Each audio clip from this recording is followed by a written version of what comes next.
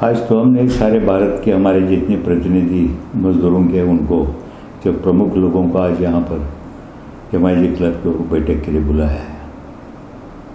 वैसा तो विषय बहुत ही गंभीर है और सारा माहौल देखते हुए देश का और हमारे जो पार्टी है उसका जो अपने मजदूरों की तरफ देखने का जो अगर रवैया ध्यान में रखते हुए इस प्रकार से चल रहा है कि शायद हम लोग को कोई फ्यूचर नहीं है, तो अब कितना दिन चलेगा। क्योंकि जब कॉन्स्टिट्यूशन ऑफ इंडिया ने हमको हमारे कई राइट्स दिए हैं, नौकरी करना मेरा अधिकार है, घर मांगना मेरा अधिकार है, तो अधिकारों को भी छीनने का काम आजकल हो रहा है। जो नौकरी है वो भी चले जाने की संभावना प्राप्त हुई है। क्या आप देखते होंगे कि जो अभी जो प्रेस रिपोर्टर्स रहते हैं, जैसा कि आप भी कहाँ पर काम करते होंगे, लेकिन आप भी कॉन्ट्रैक्ट के सिस्टम से काम करते होंगे। तो ये कॉन्ट्रैक्ट सिस्टम अपने देश में बहुत ज़बरदस्त पद्धति से आ गया है। पहले ज़माने में बोनस हमको हक से मिलता था, जो बोनस प्राप्त करने के लिए हमको झगड़ा उठाना पड़ा, लेकिन वो भी निकल जाएगा। अभी प्रोविडेंट फंड जो हमारी पूंजी थी भविष्य के लिए, वो पूंजी का भी कुछ वो लोग अलग ढंग से सोच रहे हैं कुछ करने का। ग्रेच्युटी है, प्रोविडेंट फंड है, ESI है, कई सारे बेनिफिट्स है जिनके लिए हमने आंदोलन करा के मिला के लिए थे। वो भी सारी चीज़ें अभी उसके सामने बड़ा क्वेश्चन मार्क सामने आया है। इन शॉर्ट मैं वो कहूँगा कि भाई हमारा अस्तित्व धोखे में आया है, सारे मजदूरों का, देश के जितने मजदूर हैं।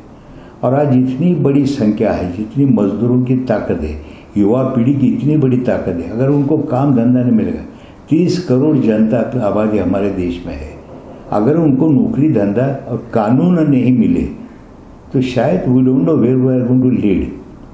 तो ये सबसे सारा बड़ा सवाल है। आपने देखा होगा कई दिन पहले 8-15 दिन में कहीं न कहीं मजदूर आंदोलन के लोग वहाँ पर सचिवालय में थड़क जाते हैं। अभी कल आपने देखा होगा अखबार में, माथाड़ी वर्कर्स वहाँ पर चले गए। माथाड़ी कानून बना के 20-25 साल हो गए, लेकिन उसका कुछ अमल नहीं हो रहा है। इस प्रकार से सारे लोग नाखुश है। हमारा कहना है कि कानून अवश्य बनाओ, लेकिन कानून इस प्रकार से बनो कि लाठी भी न टूटे लेकिन सांप मरे। इस प्रकार का कानून बनाने का काम करो, इस प्रकार का काम करो। लेकिन एक तरफा चल रहा है, बढ़ावा जो मिल रहा है सिर्फ जो मालिक लोग हैं, जो पूंजीपति लोग हैं, जो कैपिटलिस्ट उन लोगों को बढ़ावा मिलने का काम हो रहा है। तो साथ साथ में हमारी जिम्मेदारी, क्योंकि पंतप्रधान ने कहा है कि देश का पिछला आदमी जो घटक है उसको देखना हमारा पहला फर्ज है। तो मेरे को लग रहा है कि वो शायद अभी नहीं हो रहा है, तो उसका ध्यान खींचने के लिए अभी हम लोग ये सवाल है कि आज उसके अंदर निर्णय लेंगे कि भाई आगे चलकर हमको क्या करना है।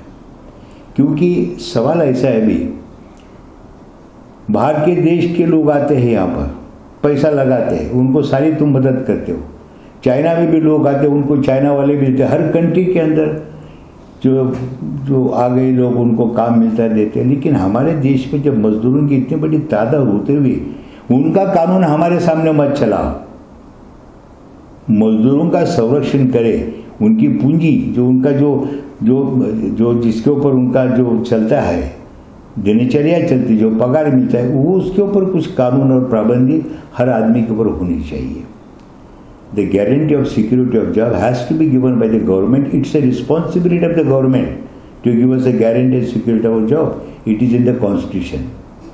और कुछ नहीं मांग रहे हमको हमारी नौकरी की गारंटी दो और हमको नौकरी मिलनी चाहिए और नौकरी इस हिसाब से दे दो।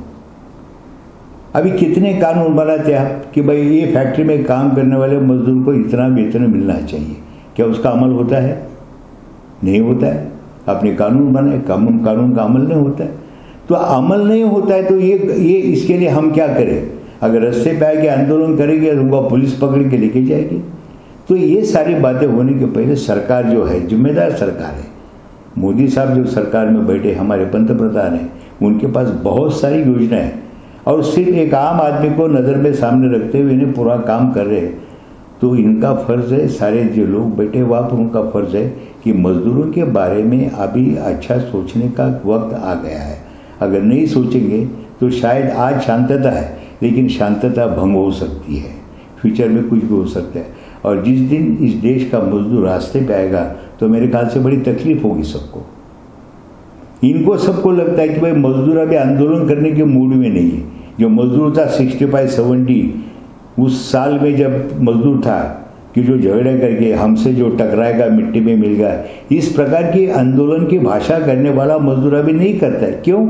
कि हमने उनको जिम्मेदार बनाया, हमने उनको रिस्पॉन्सिबल बनाया, उसका कर्तव्य के जाने हमने करने का काम किया है। इसका मतलब वो कमज़ोर नहीं हुआ है। तो ये सारी बातें सरकार ने सामने के हुए जो कानून बदलना चाहते हैं हमारे पास चर्चा करो। हमारे जैसे बहुत सारे लोग हैं देश के अंदर, हम इतने सालों से 50-60 साल से इस आंदोलन में काम करते हैं। हमारी राय ले लो, हम बताएंगे आपको किस प्रकार के कानून होने चाहिए। लेकिन बाबू लोग बैठाएंगे वहाँ पर, बाबू लोग को तो पता नहीं है चीनी का भाव क्या है, दाल का भाव क्या, बाबू लोग को क्या मालूम है, हम लोग को मालूम है।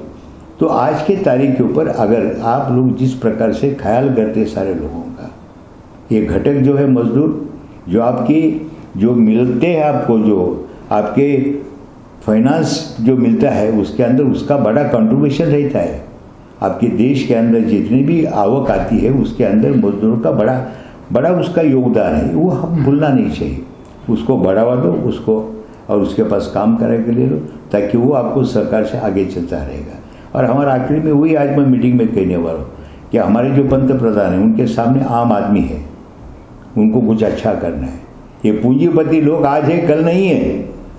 अगर हमारे पंत प्रधान देश के तमाम गरीब मजदूर सारे जो पिछड़े वाले लोग हैं अगर उनको साथ में लेते हो तो आगे 100 साल वो पंत प्रधान देश में रहेंगे। अगर उनके खिलाफ जाएंगे तो आगे चलकर क्या होगा मेरे को पता नहीं। तो जब से मोदी जी की सरकार आई है, श्रमिक वर्ग का जो हाल है वो मतलब सामाजिक सुरक्षा है या फिर मान लीजिए आप जॉब गारंटी है, कितना सुरक्षित हो गया है उनका भविष्य या कितना सुरक्षित करना है? नहीं देखिए, होना तो चाहिए था, लेकिन उस प्रकार से आज तक तो कदम नहीं उठाए गए। आज तक कदम नहीं उठाए। कई चीज़ें हैं उन्होंने उसको इकट्ठा करके उसको नाम दिया है आचार संहिता एक बनाई है, जिससे प्रोविडेंट फंड, ग्रेजुएट, ये सारा पैसा इकट्ठा कर रहे। क्यों कर रहे, किस लिए करे, कुछ पता नहीं चलता है। तो हमारा कहना है कि भाई मजदूरों के बारे में आप कुछ करना चाहते हैं तो स्पष्ट होना चाहिए।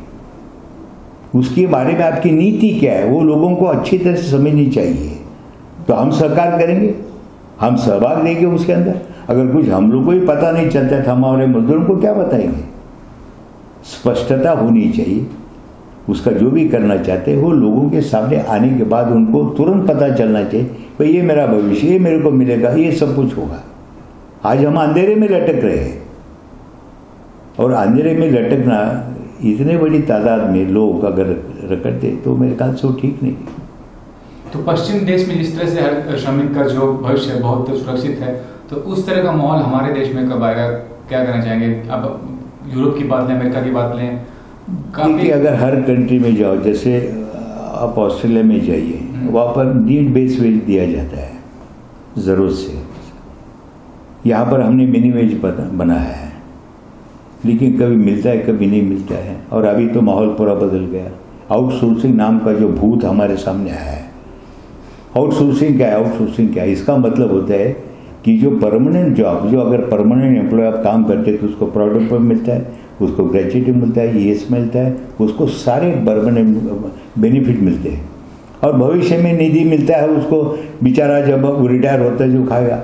अभी वो सारा निकालने का काम अगर करेंगे तो मेरे ख्याल से ये सारी चीज़ें जो हमने मिलाने के लिए और इतना बड़ा आंदोलन किया वो अगर सारी चीज़ चले जाती और कॉन्ट्रैक्ट लेंगे, आउटसोर्सिंग करते हैं, इसका मतलब है कि आप लोग मजदूरों को मिलने वाला जो 35% जो बेनिफिट है वो मालिक के ऊपर दबाव वो निकालना चाहते, उसके ऊपर का बोझा निकालना चाहते। 35% टोटल बोनस, ग्रेच्युटी, ये सारा चीज़ें पकड़ के जो 35% मिलता है वो उसको दबाने के लिए वो मदद कर रहे हैं। लेकिन बाहर के लोगों को मदद करते करते अपना अगर मजदूर यहाँ पर भूखा बैठता है तो नीति को कुछ मतलब ही नहीं होगा। ये हमारा कहना है। और जो सुनहरे भविष्य के लिए विदेश पलायन होते हैं, जो श्रमिक वर्ग मान लीजिए दुबई जाते हैं, सऊदी जाते हैं, तो क्या करना चाहिए, उसकी रोकथाम के लिए क्या करना चाहिए? नहीं, देखिए अभी दुबई में जाएंगे तो उनके हिसाब से काम करना पड़ता है, उनका कानून वहाँ पर चलता है। अगर कोई मजदूर दारू पीने वाला मिलता है दुबई के तो उसको पकड़ के अंदर हंटर मारेंगे, छोड़ेंगे नहीं। तो उनके कानून अलग है, हमारे देश के कानून अलग है। लेकिन कोई भी कानून जो है आम आदमी को तकलीफ देने वाला कहाँ भी कानून नहीं है। उनके धर्म के मुताबिक दारू पीना गुनाह है, अय्याशी करना गुनाह है। हमारे देश में तो ऐसा नहीं है। लेकिन फिर भी धर्म के उसका जो धर्म है उनका अलग है। इस्लाम धर्म के लोग मानने वाले लोग है, वहाँ पर जो इस्लाम के मुताबिक जितना भी चलता है वो चलता है वहाँ पर।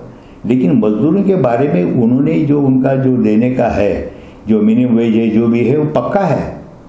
और इसलिए हम लोग वहाँ पर चले जाते हैं, बड़ी तादाद में लोग चले जाते हैं। अफगानिस्तान जाते हैं, इराक में जाते हैं, सब जगह आप कभी कभी पढ़ते होंगे इतने आदमी भारतीय मारे गए वहाँ पर। ये सब चालू है माहौल। लेकिन नौकरी के लिए सब जगह लोग चले जाते हैं। लेकिन जब हमारे पास अभी जो फिलहाल हमारे पास काम करने वाले मजदूर है, उनका एक प्रकार सिस्टम बनाना बहुत ज़रूरी है। उनकी नौकरी की शाश्वती होनी चाहिए, उनको परमानेंसी जो क्या है वो होनी चाहिए। आगे चलकर काम करेगा तो उसको इतना पैसा मिलेगा, ये सारी चीज़ें कानूनन होनी चाहिए। और जब कानून का स्वरूप आएगा तो मालिक और मजदूर दोनों के सर के ऊपर बंधन रहेगा। अगर कुछ बंधन नहीं होगा तो देंगे नहीं तो भी कुछ कर सकते हैं, देंगे भी इतना कुछ कर सकते हैं। तो ऐसे हालात में हमारा कहना, आज कौन करेगा ये सब काम? महाराष्ट्र सरकार के ऊपर हम निर्भर रहते, सेंट्रल गवर्नमेंट के पास निर्भर रहते।